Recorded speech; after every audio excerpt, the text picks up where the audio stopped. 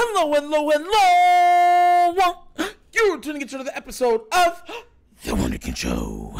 Today's second topic. The Ravens are going to be the Ravens. Look.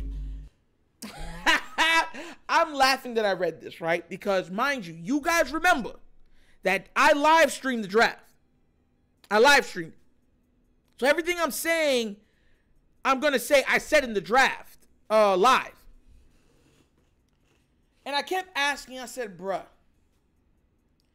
if you saw and you knew that you wanted an offensive lineman, a tackle, then the simple solution would be to move up.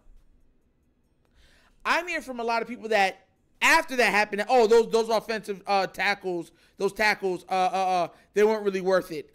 That's why the Ravens didn't want to move up and stuff like that, right? Fine. And I said, okay, that's what we really needed.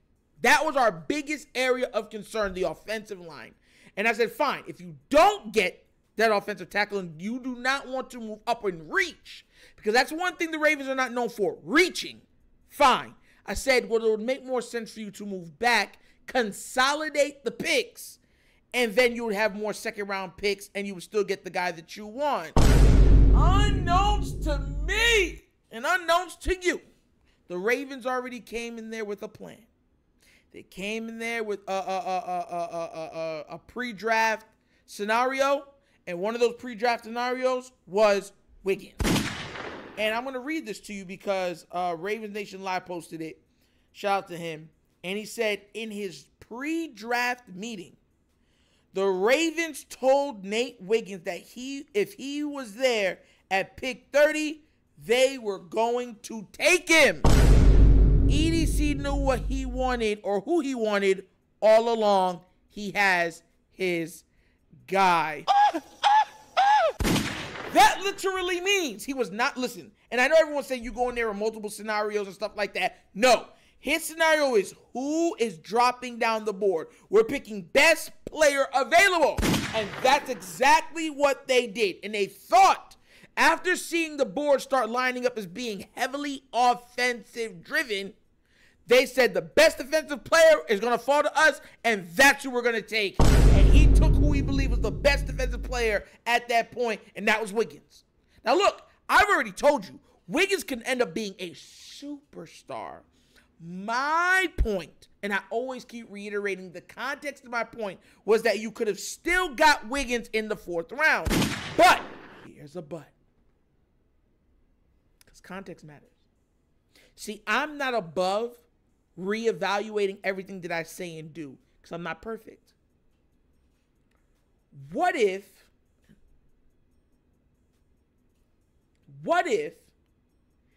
EDC truly in his head thought, look, this is the best player right here. He should be a top 15 pick, top 14 pick, heck, top 12 pick. He's dropping to us. When you get a player that you think is going to be a superstar, do you know what you always want? That 5th year option. And if this guy balls out of control, they're not going to want to pay him immediately. Because let me tell you something right now. When you see what corners are making, Raven fans, because this is a fan base that do not like seeing the players getting paid. They do not. If you see what the cornerback position is going for now, it'll wake you up real quick. That's the crazy thing, and that's what I'm thinking that EDC did. See, that's another reason why I believe they got Lamar. And they moved back up to get Lamar. I think they knew that Lamar could fall to them in the second. And they could have just went the second round so we can get him in the first couple picks in the second. But what they were thinking is like, we want that 5th year option. Because they're always looking at bang for buck. Pause. I said bang for butt. Oh my God. Talk about a tongue twister. Oh my God. Right? But they're always looking for value. You ever been to Walmart Huh? You ever been shopping? You know what they call all of the Walmart brand? Great value. You know why they call it great value? Because they're saying, because pretty much what Walmart does is they're going to the same places where they make those name brand products, making it also, right? So it's literally of the same quality, slapping great value, then giving you a lower price while doing it. So they're looking at you and saying, look, same thing, better value. You're saving some money. So what we're going to call it, literally great value. And if Walmart mantra ever fit a person or a team, it would be the Baltimore Ravens. And look, I can't even get mad if that's the mindset they were thinking. My only caveat, and I'll always say this, is that when you're doing this, you always have to keep the quarterback in mind. I don't care how good Wiggins is, right? He's not worth a quarterback. That's facts. Wiggins can become the best cornerback in the entire NFL. He is not worth any of the top 10 quarterbacks in the league right now. Heck, I can make an argument he wouldn't be worth any of the top 10 offensive tackles. He wouldn't be worth any of the top 10 receivers. You understand what I mean? And that's where the value thing changes for me. That's called context. Now look, I told you I do not dislike Wiggins. I like Wiggins. I'm glad that we got him. I just felt that you could have got it for an even better value. But the problem with what they're thinking is that he's going to be a star. And if the Ravens think that you're definitively going to be a star, they want that 5th-year option on you. They want to be able to wade in the water while you accrue some of them years so they can pay you and don't have to really have to pay you at the end. That's the way the Ravens work. And then by that time, they're already looking at the draft thinking that they might be able to draft or at least develop a player that can replace you before, you know what I'm saying, you hit. So either they're going to trade you and get value in the draft, or they're already trying to draft your replacement and then get you out of there so they don't have to pay the large money. And mind you, the Ravens are not cheap. I'm not going to say the Ravens are not cheap. I'm not going to say the Ravens are cheap, right? Because we see they spend on defense. My thing is, and everyone said, well, they spend on Ronnie and stuff like that. And I get it.